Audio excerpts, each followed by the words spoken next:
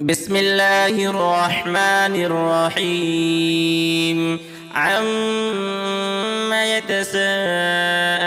عن النبأ العظيم الذي هم فيه مختلفون كلا سيعلمون ثم كلا سيعلمون ألم نجعل الأرض مهادا والجبال أوتادا وخلقناكم أزواجا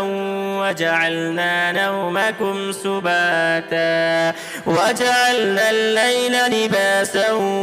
وجعلنا النهار معاشا وبنينا فوقكم سبعا شدادا وجعلنا سراجا وهاجا وأنزلنا من المعصرات ماء ثجاجا لنخرج به حبا ونباتا وجنات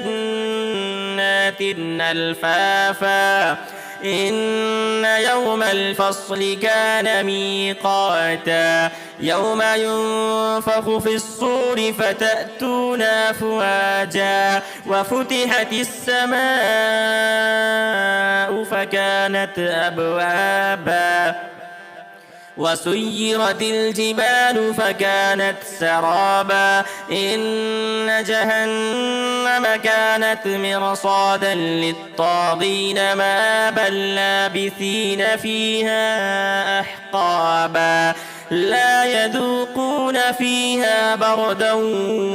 ولا شرابا إلا حميما وغساقا جزاء وفاقا إنهم كانوا لا يرجون حسابا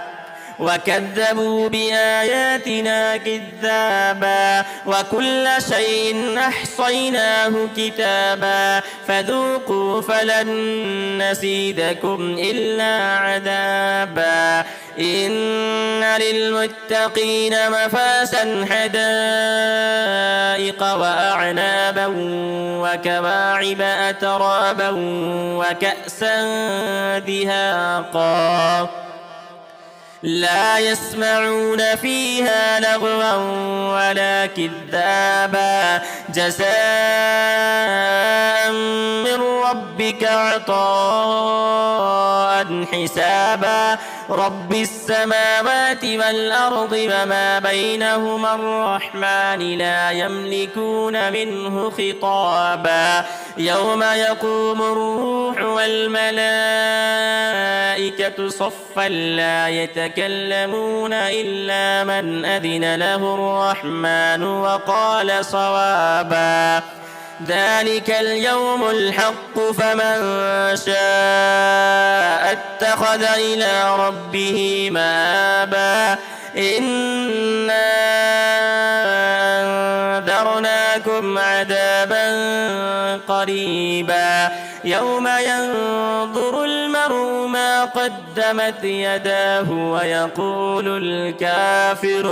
ويقول الكافر يا ليتني كنت ترابا.